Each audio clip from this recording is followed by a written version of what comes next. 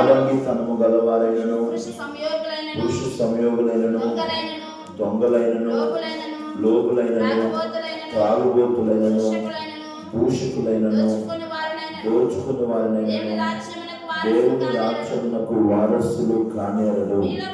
మీలో కొందరు వారికి గాని ప్రభువైన యేసుక్రీస్తు నామమున మన దేవుని ఆత్మయందు మీరు కలగబడి పరిశుద్ధపరచబడిన వారై నీతిమంతులుగా తీర్చబడుతుంది. దేవుడు తన పరిశుద్ధ వాక్కులు మనందరి వినికిల్లో దీవించి ఆశీర్వదించుగాక. ఆమేన్. దేవుని ప్రజలారా, అపొస్తలుడైన పౌలు ఈ కొరింథీ సంఘానికి రాస్తున్న ఈ మాటలను మనం గమనించినట్లయితే పరలోక రాజ్యము గురించి మాట్లాడుతూ ఉన్నాడు. పరలోక రాజ్యానికి వెళ్ళే వ్యక్తులు ఎవరు వెళ్ళరు అనే విషయాల గురించి కూడా పౌలు రాస్తున్నట్లు మనం చూస్తూ ఉన్నాం. ఆ సంఘములో ఉన్న అనేకులు అనుకుంటున్నారు, మేము క్రైస్తవులుగా విశ్వాసులుగా ఉంటున్నాము, మా జీవితము ఎలా నడుచుకున్నా కానీ మేము పరలోకానికి వెళ్తామనే అటువంటి ఒక పొరపాటు కలిగిన ఆలోచనలో వాళ్ళు ఉన్నారు. కనుక దేవుని సేవకుడైన ఈ యొక్క పౌలు ద్వారా దేవుడు తెలియజేస్తా ఉన్నాడు, అన్యాయంగా చేసే వ్యక్తులు దేవుని రాజ్యములకు వెళ్ళరని, దుర్మార్గులకు దుష్టులకు దేవుని రాజ్యము కాదని, ఎవరైతే దేవుళ్ళరా పశ్చాత్తాపపడి నీతి న్యాయములను ప్రేమించే వారి కోసమే దేవుని యొక్క రాజ్యం ఉందనే విషయాన్ని మనం గమనించాలి. పశ్చాత్తాపడాలి, మారు మనసు పొందుకోవాలి, వారి జీవితాలలో నీతి న్యాయములను ప్రేమించే వ్యక్తులుగా ఉండాలి. తమ విశ్వాసాన్ని బట్టి తమ యొక్క మంచి క్రియల ద్వారా దేవుని మీద తమకున్న నమ్మకాన్ని తెలియజేసే వ్యక్తులుగా ఉన్నప్పుడు మాత్రమే దేవుని యొక్క రాజ్యమునకు వారసులుగా ఉంటారనే విషయాన్ని మనం గమనించవలసిన వారమైనా. అపొస్తలుడైన పౌలు ఇక్కడ దాదాపు చాలా మంది గురించి రాస్తా ఉన్నాడు. ఏదో ఒకటి మనము దీనిలో ఉంటామనే విషయాన్ని గుర్తు చేసుకోవాలి. ఈ 11 మాటల్లో పౌలు ద్వారా రాసిన ఈ 11 మాటల్లో ఏదో ఒకటి మన బలహీనత కలిగి ఉండొచ్చు. దేవుని బిడ్డలారా, కనుక మనం వాటిని జ్ఞాపకం చేసుకొని ఇది నాలో ఉంటే మనము దేవుని రాజ్యమునకు వారసులు కానేరమనే విషయాన్ని గుర్తుంచుకొని దాని నుండి మనం విడిపించబడాలని దేవుడి దగ్గరికి వచ్చి పశ్చాత్తాపడినప్పుడు దేవుడు నిశ్చయముగా మనల్ని క్షమిస్తాడు, దేవుడు నిశ్చయముగా మనల్ని అంగీకరిస్తాడు, దేవుడు నిశ్చయముగా మనల్ని కడుగుతాడు, మన జీవితంలో దేవుడు గొప్ప కార్యాలు జరిగిస్తాడు. దేవుని బిడ్డలారా, గమనించండి, మనము నిరంతరాన జక్కయ్య గురించి మనం చదువుకుంటా ఉన్నాం. దేవుని బిడ్డలారా, జక్కయ్య యేసు ప్రభుని వెతుక్కుంటూ వెళ్తా ఉన్నాడు. యేసు ప్రభుని చూడాలనే ఒక ఆశ జక్కయ్యలోకి వచ్చింది. జక్కయ్య తన స్థితి మంచి వ్యక్తి ఏమి కాదు. ఆ ప్రాంతంలో ఉన్న వ్యక్తులందరి ద్వారా ఒక పాపిగా పిలువబడుతున్న వ్యక్తి. ఈ ఉదయకాల సమయంలో వాక్యం ఇచ్చిన నా ప్రియమైన బిడ్డలారా, నీ ఇంటి వాళ్ళు కావచ్చు, నీ సంఘస్థులు కావచ్చు, నీ కుటుంబీకులు కావచ్చు, నీ ఇరుగు పొరుగు వారు కావచ్చు, నీ గ్రామస్తులు కావచ్చు, ఒకవేళ వారి యొక్క దృష్టిలో నీ జీవితం ఎలాగైనా ఉండొచ్చు. ఎలాంటి వారే దేవుని దగ్గరికి రావాలని లేదు. ఎవరైనా ఆయన దగ్గరికి రావచ్చు, ఎవరైనా ఆయన వెతకొచ్చు. ఎవరైనా ఈరోజు దేవుని బిడ్డలారా, కొన్ని కులాల వారు, కొన్ని మతాల వాళ్ళు చేసిన పని ఏంటంటే, యేసు ప్రభు అనే ఆయన కొన్ని జాతులకు సంబంధించిన ప్రభు అని చెప్పేసి వాళ్ళకు మాత్రమే దేవుడు అని చెప్పేసి ఒక తప్పుడైన అభిప్రాయాన్ని, తప్పుడైన ఒక అటువంటి వార్తను పుట్టించి నేటి కాలంలో అనేకులు దేవుడి దగ్గర రాకుండా అడ్డుపడుతున్నట్లు మనం చూస్తా ఉన్నాం. ఈ ఉదయకాల సమయంలో యేసు ప్రభు వారు ఏ జాతి కోసమో, ఏ ప్రజల కోసమో, ఏ దేశంలో వారి కోసమే రాలేదు, కానీ యేసు ప్రభు సమస్త మానవుని కొరకు ఈ లోకానికి వచ్చాడు. అందుకనే దేవదూతలు చెబుతున్న మాట ఏంటంటే, ఇదిగో ప్రజలందరికీ క్రైస్తవులందరికీ అంటలేదు, ప్రజలందరికీ, లేదా పలానా దేశస్తులు అంట్లా, పలానా సంఘస్థులు అంటున్నా, పలానా వ్యక్తులు అంట్లా, ప్రజలందరికీ కలుగుబో మహా సంతోషకరమైన సువర్తమానం నేను మీకు తెలియజేస్తున్నాము. బొల్లు కబరాల మీకు వరకే కానీ చెప్పట్లా, ప్రజలందరికీ, ఈ లోక ప్రజలందరికీ కూడా మంచి సువర్తమానము. యేసు ప్రభు వారు ఈ లోకానికి వచ్చింది ప్రతి మానవుని కోసం వచ్చాడు. ఆయన ఆయన ఫలానా జాతి కోసం, ఫలానా తెగ కోసం, ఫలానా ప్రాంతం కోసం రాలేదు. ఆయన సమస్త మానవుల యొక్క పాపములు పరిహరించడం కొరకే ఆయన ఈ లోకానికి వచ్చాడు. దేవుని ప్రజలారా, మరి చూడండి, యేసయ్య ఎరుకో పట్టణం వెళ్తున్నాడని తెలిసి ఆ పట్టణంలో సంచరిస్తూ ఉన్నాడని, పరిచయం చేస్తున్నాడనే విషయాన్ని తెలుసుకున్న ఈ యొక్క జక్కయ్య యేసయ్యని వెతుక్కుంటూ వెళ్తా ఉన్నాడు. యేసయ్యని వెతుక్కుంటూ వెళ్తా ఉన్నాడు. ఈరోజు ఉదయకాల సభలో వాక్యం వినిచిన నా ప్రియమైన దేవుని ప్రజలారా, ఎవరిని వెతుకుతున్నావు? నువ్వు ఎవరి కోసం ఎవరిని వెతుకుతున్నావు? దేనిని వెతుకుతున్నావు? ఒకసారి మనం పరిశీలన చేసుకోవాలి. బైబిల్లో ఒక స్త్రీ ఉంది, అమ్మా ఎవరిని వెతుకుతున్నావమ్మా అన్నాడు యేసు ప్రభు. అప్పుడు ఏమంటున్నావా? నా ప్రభు కోసం వెతుకుతున్నానయ్యా, నా ప్రభు కోసం వెతుకుతున్నాను. ఈ ఉదయకాల సమయంలో వాక్యం ఇచ్చిన నా ప్రియమైన దేవుని బిడ్డలారా, జక్కయ్య పాపి అయిన మనిషే, జక్కయ్య దుర్మార్గుడే, జక్కయ్య అన్యాయస్తుడే, జక్కయ్య అక్కడున్న ఒక మంచి పేరు ఉన్న వ్యక్తి ఏం కాదు. అయినా కానీ యేసు ప్రభుని ఎదుగుతా ఉన్నాడు. యేసు ప్రభుని ఎదుగుతా ఉన్నాడు. మగ్దలేని మరియ ఒక పాపాత్మురైన స్త్రీయే, కానీ ఆమె కూడా యేసయ్యనే వెతుకుతా ఉంది. అమ్మ ఎవరిని వెతుకుతున్నావమ్మా అంటే, నా ప్రభుని వెతుకుతున్నానయ్యా అంటున్నా. దేవుని స్తోత్రం, హల్లెలూయా. ఉదయకాల సమయంలో ఉదయం లేచిన కానీ నైట్ పడుకునే దాకా ఎవరిని వెతుకుతున్నావు? దేనిని వెతుకుతున్నావు? ఎందుకు వెతుకుతున్నావు? పరిశీలన చేసుకోవాలి మనం. యేసు ప్రభుని ఎత్తుకుతా ఉన్నాడు. యేసు ప్రభుని ఎత్తుకుంటూ వచ్చాడు. ఈరోజు పని ఎత్తుకునే వాళ్ళు కొంతమంది, ఉద్యోగాల వేటలో ఉండేవాళ్ళు కొంతమంది, దేవుళ్ళ స్థలాలు ఎదిగేవాళ్ళు కొంతమంది, రకరకాల వ్యక్తులు సమాజంలో కనబడుతున్నారు. ఈ ఉదయకాల సమయంలో ప్రభు మనతో మాట్లాడుతున్నాడు. ఎవరిని ఎదుగుతున్నావు? ఎందుకు ఎదుగుతున్నావు? గమనించండి, యేసు ప్రభుని ఎత్తుకుంటూ వెళ్తా ఉన్నాడు.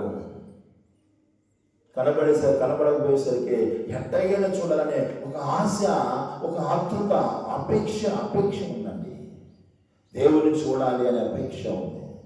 దేవుణ్ణి దర్శించాలని ఒక అపేక్ష ఉంది. ఈరోజు ఒక ఆశ ఉంది, ఒక వాంఛ ఉందండి. మనకుందా ఈరోజు? ఎలాగైనా ఈ పనులని కాలంలో అన్ని పనులకు వెళ్ళాలి, ప్రతిరోజు పనికి వెళ్ళాలనే ఆశ ఉంటుంది మనకి. ఎన్నో ఆశలు మనం జీవిస్తూ ఉంటాము. ఇతనికి మాత్రము ఎట్లాగైనా చూడాలనే ఆశ, వాంఛ అతని జీవితంలో ఉంది. పరిగెత్తుకొని వెళ్ళి చెట్టు కూర్చున్నాడు. యేసయ్య కోసం ఎదురు చూస్తూ ఉన్నాడు. ఇప్పుడు యేసు ప్రభు వారు ఆయన నడుచుకుంటూ వచ్చి ఆ చెట్టు దగ్గర నిలబడి తలపైకి ఎత్తి, జక్కయ్యా త్వరగా దిగురమ్ము, నేడు నేను నీ ఇంట నండవలసి ఉన్నది. యేసయ్య జక్కయ్యని పిలుస్తా ఉన్నాడండి. ఏం చేస్తున్నాడు ఆయన? పిలుస్తున్నాడు.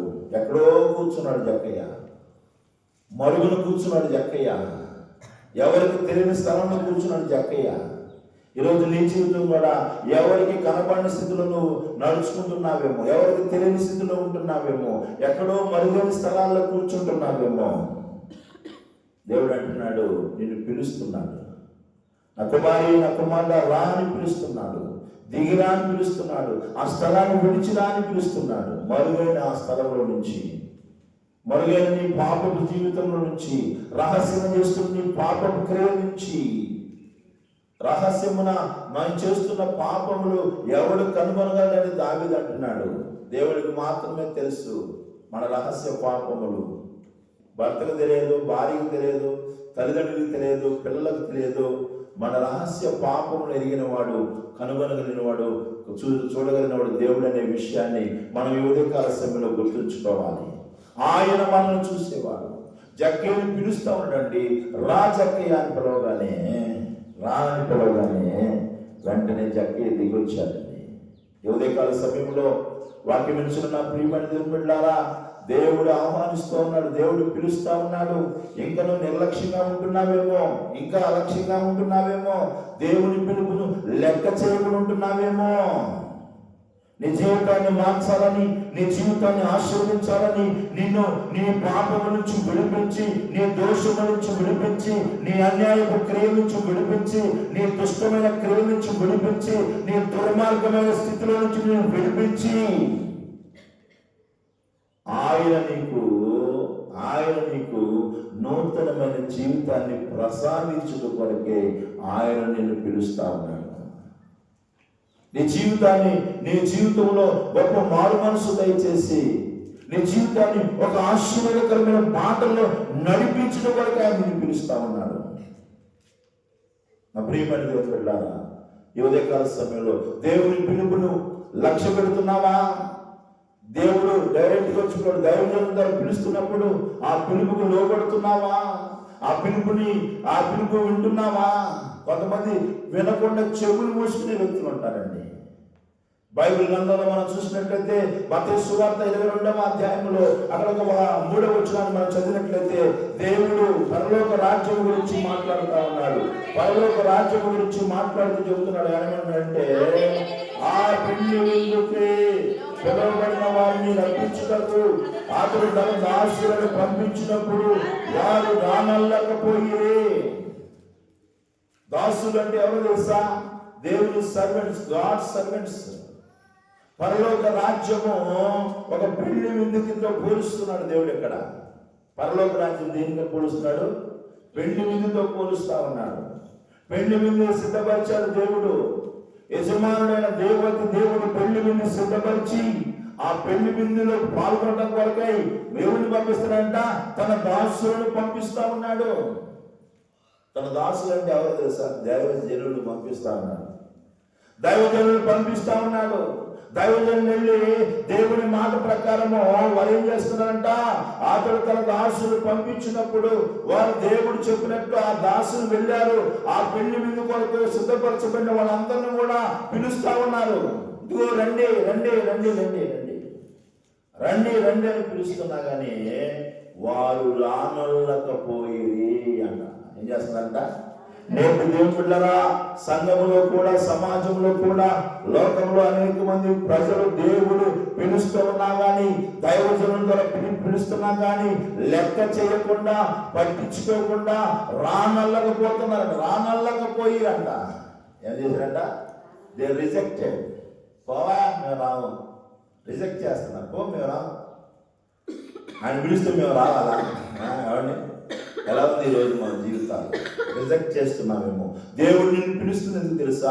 నీ కొరకు ఒక మంచి విందును సిద్ధపరిచాడు. నీ కోసం ఒక పరలోక రాజ్యాన్ని సిద్ధపరిచాడు. ఆ రాజ్యంలో నువ్వు హక్కుదారుడుగా, వారసుడిగా ఉండాలనే ఉద్దేశంతో దేవుడు తన దాసులను పంపించి పిలుస్తున్నప్పుడు రిజెక్ట్ చేస్తున్నామేమో, తృణీకరిస్తున్నామేమో, త్రోసివేస్తున్నామేమో. వాడు చూసారు ఏం చేశారు తెలుసండి? కింద భాగంలో 4వ వచనం చదివితే, ఆగా అతడు ఇదిగో నా విందు సిద్ధపరుచుకున్నాను, ఎద్దులను, క్రొవ్వులను, పశువులను వధించబడినవి అంతయు సిద్ధముగా ఉంది, పెళ్లి విందుకు రండని పిలువబడిన వారితో చెప్పుడని వేరే దాసులను పంపించిన గాని మళ్ళీ కొంతమందిని పంపించింది దేవుడు, రండి రండి అని. ఈరోజు దేవుడు అనేక రకాలుగా మనతో మాట్లాడుతూ ఉన్నాడు. దేవుడు పిలుస్తా ఉన్నాడు. నీ జీవితాన్ని మార్చాలని, నీ జీవితంలో పాపం నుంచి నిన్ను విడిపించాలని ఆయన అనుగ్రహించే ఆ గొప్ప దేవుడి రాజ్యములో నీవు వారసునిగా ఉండాలనే ఉద్దేశంతో నీ స్థితిగతులు మార్చడం కోసమే యేసయ్య నిన్ను పిలుస్తా ఉన్నాడు. దైవజనుల ద్వారా పిలుస్తామండి. వీళ్ళు ఏం చేస్తున్నారు తెలుసండి?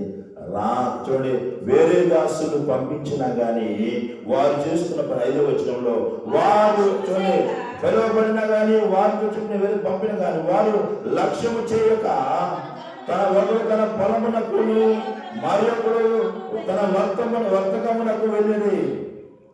చూడండి, దేవుడు వాళ్ళ మీద అంత ప్రేమ ఉంది.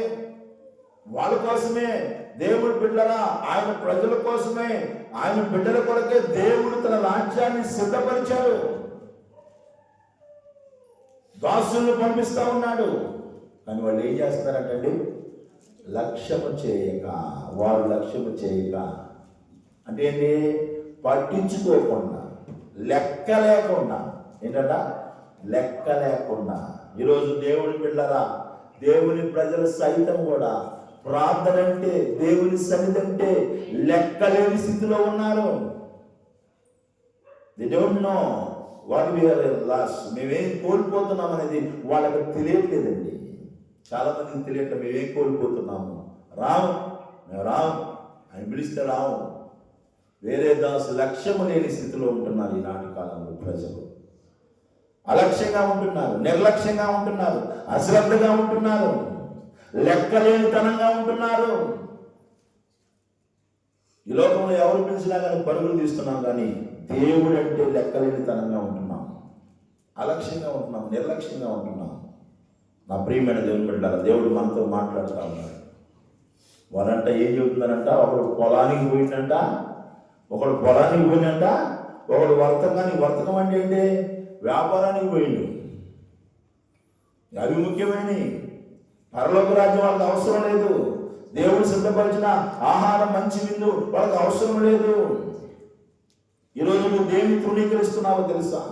దేవుడు నీ కొరకు సిద్ధపరుస్తున్న దేవుని రాజ్యాన్ని తృణీకరించి ఆయన పిలుపును లెక్క చేయకుండా నువ్వు ఉన్నట్లయితే నిశ్చయముగా దేవుని యొక్క రాజ్యములకు నువ్వు హక్కుదారుడు కావండి. దేవుని వాక్యం చెబుతుంది, మేము పొలానికి పోవాలయ్యా. ఈరోజు ఎక్కడ చూసినా ఈ సాగులు ఎక్కువైతున్నాయి. ఇప్పుడు ఏంటంటే పొలం ఒక సంవత్సరంలో పాడైపోయింది. నీ జీవితం చాలా ప్రాముఖ్యమైనది. పొలం ముఖ్యమా, నీ జీవితం ముఖ్యమా? ఏమండి, పొలం పోతే పోయింది. పొలం కోసం దిగులు పడేవాళ్ళు కొంతమంది ఉన్నారు, పొలం కోసం నిద్రపోయేవాళ్ళు కొంతమంది ఉన్నారు. పొలం మీద దృష్టి పెట్టి పొలం ఏదైనా అయితే సావడానికి కూడా సిద్ధంగా ఉన్నారు. పొలం కోసం. ఎవరి కోసం? పొలం కోసం అండి. పొలం కోసం 2 ఎకరాల పొలం ఉందంట. వాడికి 30,000 రూపాయలు అప్పు ఉందంట పొలం మీద. సచిన్ ఎన్ని ఎకరాల పొలం ఉంది? 2 ఎకరాల పొలం. చూసి మనాది పడి చచ్చిందండి. 2 ఎకరాల పొలం ఉంది. సాగాల్సిన అవసరం ఏం లేదు. ఏమండి, ఈరోజు పొలం అంటే చాలా మందికి చాలా ప్రేమ. పొలం అంటే ప్రేమ. ప్రభు అంటే ప్రేమ లేదు. ప్రభు దగ్గరికి వెళ్దాం, ప్రభు మాటలు విందాం, ప్రభు చెప్పే మాటల ప్రకారం జీవిస్తామని ఆలోచన లేదు. పొలం వెళ్దామా, కలుపు తీసుకున్నామా, ఏమండి గమనించండి, విత్తనాలు నాటుదామా, మొక్కలు వేద్దామా, పంట కోసుకుందాం, ఇదే కానీ దేవుడి మీద దృష్టి లేదు చాలా మందికి. దేవుని నిర్లక్ష్యం పెట్టి నువ్వు దేవుని దగ్గరకు పోయినా నీకు ఫలితం ఉండదండి. ఆయన అలక్ష్యం చేసి నువ్వేదో పొందుకోవాలని పోతున్నావేమో, నువ్వేదో చేద్దామని పోతున్నావేమో. వాళ్ళు చెబుతున్నారు, దాసులను ఇద్దరిని పంపించాడు దేవుడు, యజమానులు 2 పంపించాడు. ఒకరిని లెక్కకే రావని చెప్పేశారు, డైరెక్ట్గా రానల్లకు రావని చెప్పేశారు. ఇంకొకరికి ఏం చేశారంటే, మాకు పొలం పనుందయ్యా, పొలం పనుంది, పొలానికి పోవాలి, పొలంలో కలుపు పెరిగింది, పొలంలో విత్తనాలు వేయాలి, పొలంలో పంట కోసుకోవాలి, రకరకాలైన సాకులు చెప్పే క్రైస్తవ సంఘం అయిపోయింది ఈరోజు. దేవుని ప్రజలారా, ఈ ఉదయకాల సమయంలో పొలం నిన్ను బతికించదండి. పొలం బతికించుదా? ఎవరినైనా పొలం బతికిస్తుందా? మరి పొలం పోతాం మేము, మాకు అది ముఖ్యం అని పోతున్నారే నేటి కాలంలో. ఆదివారం అయినా కానీ, దేవుని సన్నిధి ఉన్నా కానీ నిర్లక్ష్యపరుస్తూ, అలక్ష్యం చేస్తూ, లెక్క లేకుండా నా ప్రియమైన దేవుని బిడ్డలారా, దేవుని కార్యాలను అలక్ష్యం చేస్తున్నావేమో, శాపగ్రస్తులు అవుతావు నువ్వు. వాళ్ళు చెబుతున్న మాట ఏంటంటే, లక్ష్యము చేయక. నువ్వు దేవుణ్ణి లక్ష్యం చేస్తే ఆయన నిన్ను లక్ష్యం చేస్తాడు. నువ్వు దేవుణ్ణి త్రోసివేస్తే ఆయన నిన్ను త్రోసివేస్తాడు. ఏంటి కదా, దేవుడు త్రోసేస్తే మన బతుకు కుక్కలు చింపినా ఇస్రా కంటే ఘోరం అవుతుందండి. దేవుడు త్రోసివేస్తే దేవుని ప్రేమను నిర్లక్ష్యం చేస్తున్నావేమో, దేవుని ప్రేమను అలక్ష్యం చేస్తున్నావేమో, దేవుని ప్రేమను లెక్కలేనితనంగా చూస్తున్నావేమో, దేవుడు పిలిచినా కానీ పట్టించుకోకుండా ఉంటున్నావేమో. జాగ్రత్త. మేము రాము అన్నారు, మాకు పొలం పని ఉందయ్యా, పొలం పనికి పోవాలి మేమా. ఇంకోటి అంటాడు, మేము వ్యాపారం ఉంది, మా వ్యాపారం. యేసయ్య అన్నాడు, మనుషుడు దేవుని నోట నుండి వచ్చు మాట వలన జీవిస్తాడు. మనుషుడు ఎట్లా బతుకుతాడంటే, దేవుని నోట నుండి వచ్చు మాట వలన జీవిస్తాడు. దేవుని నోట నుంచి వచ్చే మాటలు మనం బ్రతికిస్తాయి. దేవుని వాక్యం మనం బ్రతికిస్తుంది. దావీదు అన్నాడు, నీ వాక్యం నన్ను బ్రతికిస్తుందయ్యా, నీ వాక్యం నన్ను నడిపిస్తుందయ్యా, నీ వాక్యం నా పాదములకు వెలుగై ఉన్నది ప్రభు అంటున్నాడు. దావీదు చెబుతా ఉన్నాడండి. ఈరోజు మన జీవితాలు ఎలా ఉన్నాయి? అందుకనే అంత శ్రేష్టమైన నీ దేవుని ఆలయంలో నా జీవిత కాలం అంతయు చిరకాలము యెహోవా మందిరములో నేను నివాసం చేసేదను. చిరకాలం అంట, కొంతకాలం కాదు, పెళ్ళేదాకా కాదు, పిల్లలు పుట్టేదాకా కాదు, జబ్బు పోయేదాకా కాదు, ఇంకా ఇల్లు కట్టేదాకా కాదు, పొలం పండేదాకా కాదు, పరిస్థితులు మారేదాకా కాదు, అప్పుడు తీరేదాకా కాదండి, చిరకాలం అంట. ఈ కాలం చిరకాలము. నేటి క్రైస్తవ బిడ్డలకు ఏమైపోయింది తెలుసా?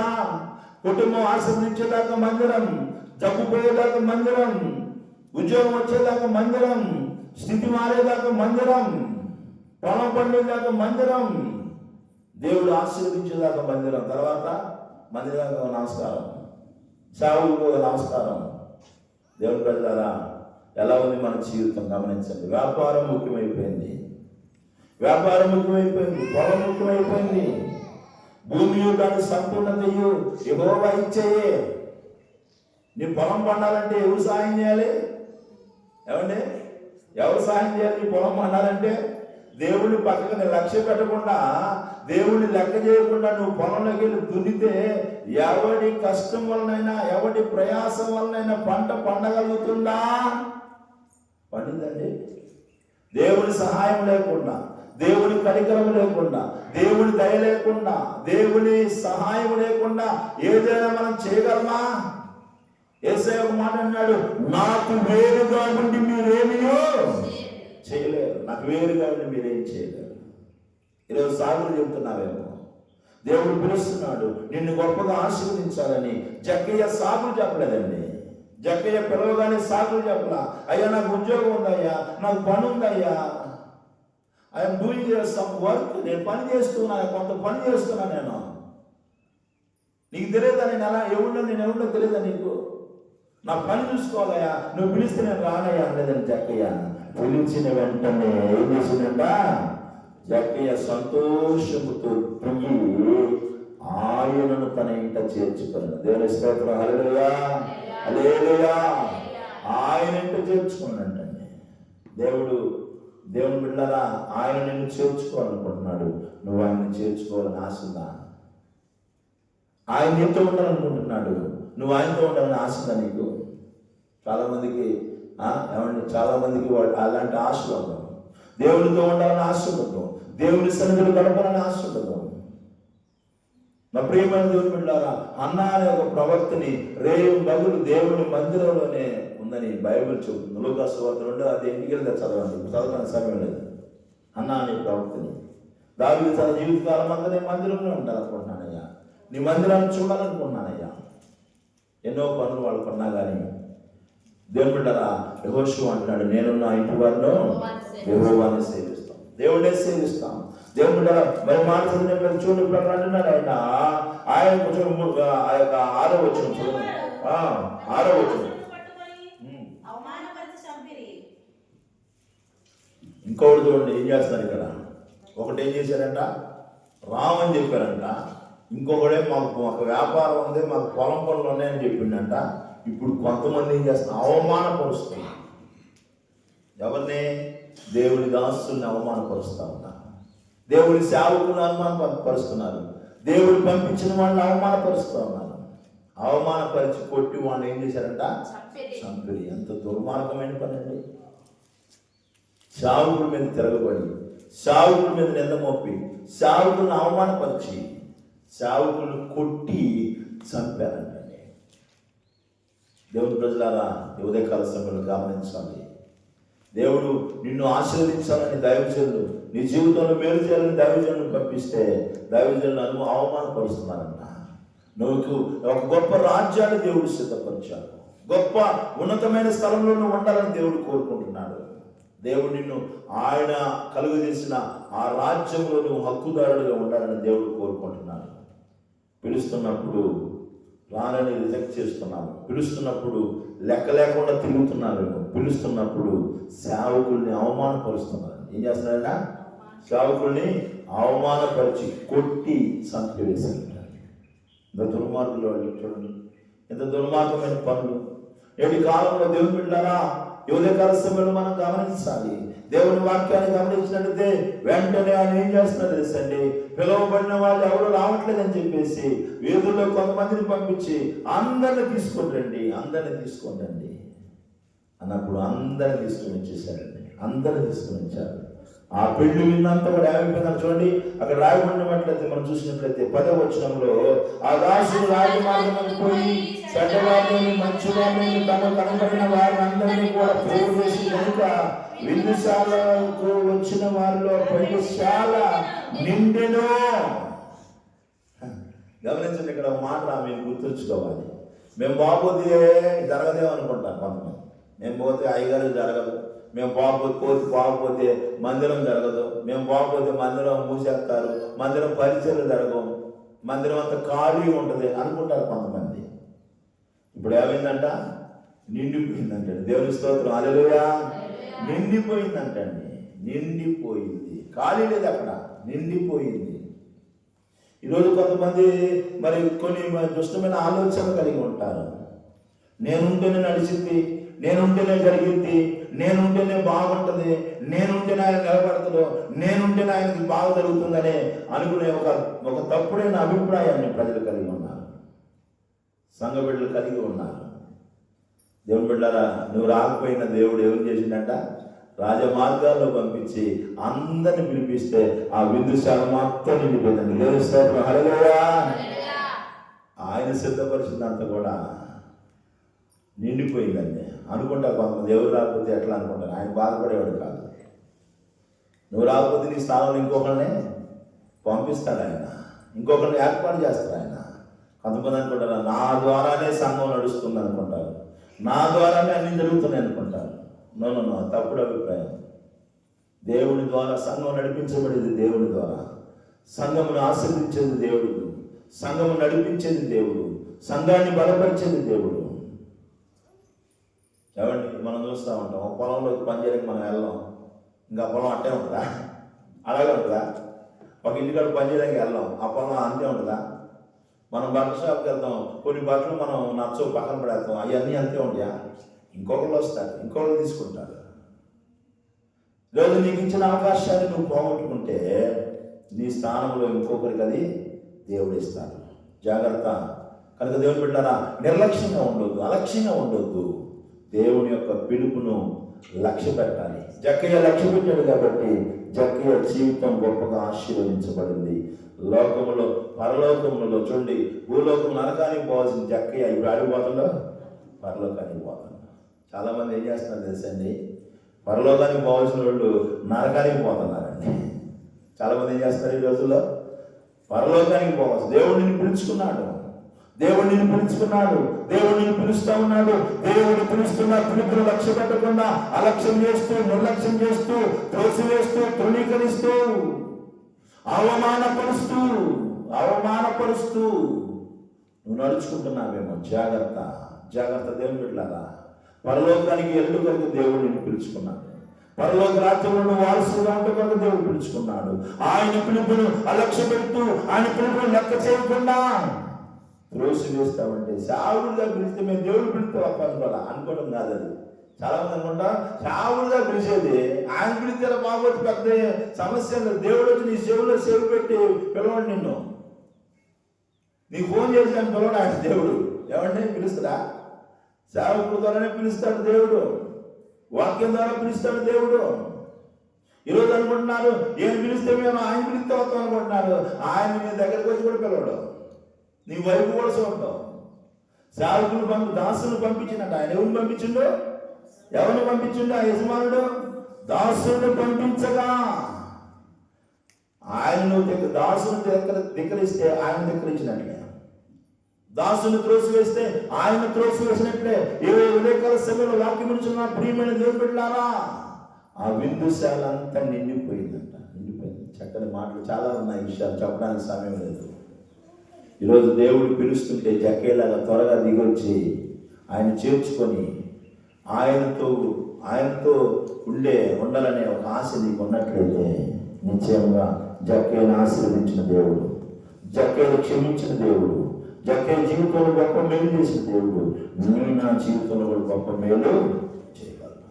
మనుషులు చూడొద్దు, మనుషులు ఏమనుకుంటారో, లోకం ఏమనుకుంటుందో, ఎవరు ఏమనుకుంటారో. నో, ఎవరి కోసమో మనం బతకట్లా, అంతేనండి. ఎవరి కోసమో మనం బట్టలు వేసుకోవట్లా, ఎవరి కోసమో స్నానం చేయట్లా, ఎవరి కోసమో పనికి వెళ్ళట్లా, మన కోసం బ్రతుకుతున్నాం.